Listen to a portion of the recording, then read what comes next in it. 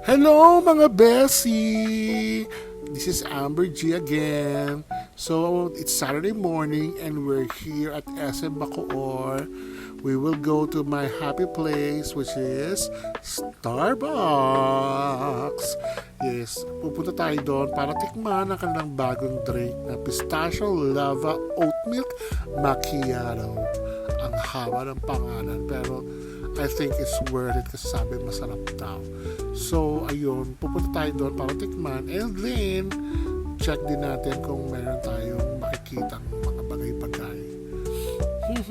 So, ayun, tingin tayo sa stante and uy, mukhang masarap yung banana fritter. Dati kasi meron doon sila na apple fritter na diniscontinue na napakasarap nun, promise. Pero ngayon, syempre, kailangan natin mag-watch ng sugar kaya tingin-tingin na lang muna tayo. Okay? Tingin-tingin lang. Wala nang iba kundi titingin lang. Oy! Ano yan? Bakit may dumikit? So, done deal na. Palabas na tayo at tikman na natin ang oat milk churrut macchiato na ano. Pero masarap siya.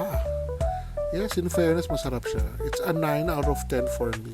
Hindi siya masyadong matamis. Yun lang!